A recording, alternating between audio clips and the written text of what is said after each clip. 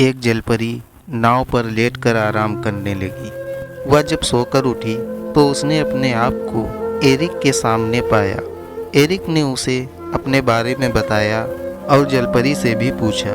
दोनों में बातचीत हो रही थी, तभी उसे बच्चों की आवाज़ सुनाई दी। एरिक ने अपनी जादुई छड़ी का इस्तेमाल करके बच्चों को छुड़ा लिया। एरिक को देखकर वह बच्चा भागा, लेकिन जलपरी ने उसे रोक लिया और उसे एक गुफा में ले गई। वह गुफा सोने से भरी हुई थी। जलपरी बच्चे को सोना दिखा रही थी, तभी बच्चे ने कहा, आपने उस एरिक से शादी क्यों की? तो उसने बताया कि मैंने शादी नहीं की। एरिक बहुत अच्छा है। वह हमेशा देश की शांति के लिए सोचता है और पानी के नीचे प्राणियों से बात भी करता है। वह क्रूर नहीं है। सभी उसे बहुत प्यार करते हैं। फिर वह बच्चा बंधक बनी लड़कियों की खोज में निकल जाता है। उसके बाद वहाँ एरिक आ जाता है। वो दोनों एक योजना बनाकर लड़कियों को बचाने के लिए निकलते हैं। तभी जलपरी के सामने राक्षसी मछली आ जाती है, जिसे देखकर वो डर जाती है।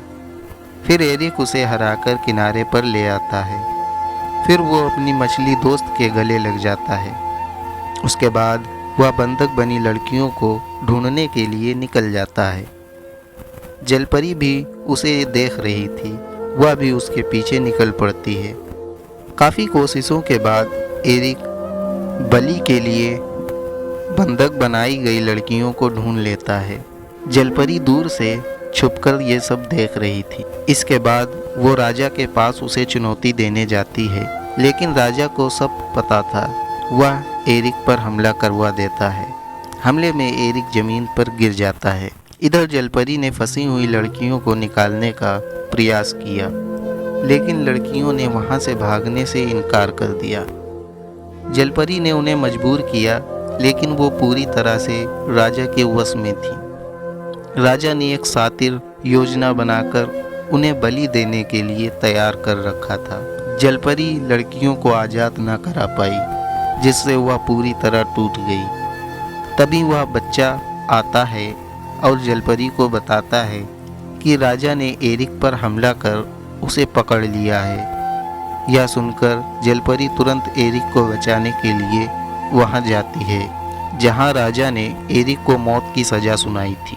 वहां पहुंचकर जलपरी कुछ कर पाती इससे पहले राजा ने उसे पकड़ लिया और कहा, समुद्र की रक्षा करने वाली दोनों मणि मुझे दे दो, नहीं तो मैं तुम्हें भी मार दूंगा।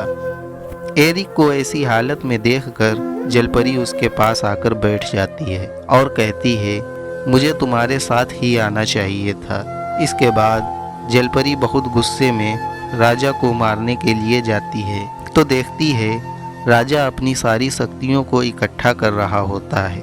राजा अपनी सारी शक्तियाँ इकट्ठा करके जलपरी पर हमला कर देता है। वह फिर से उठ के राजा के पास जाती है। उसे देखकर राजा चौंक जाता है। जलपरी कुछ देर सोचती है, फिर दोनों मड़ियों को आपस में जोड़कर राजा पर हमला कर देती है। इस हमले में राजा का नामो निशान मिट जाता है। उसके बाद जलपरी अपनी शक्तियों से एरिक को छुड़ाकर गले से लगा लेती है। फिर दोनों ने समुद्र और ज़मीन के बीच के झगड़े को ख़त्म कर दिया और आराम से समुद्र में अपना जीवन बिताने लगे।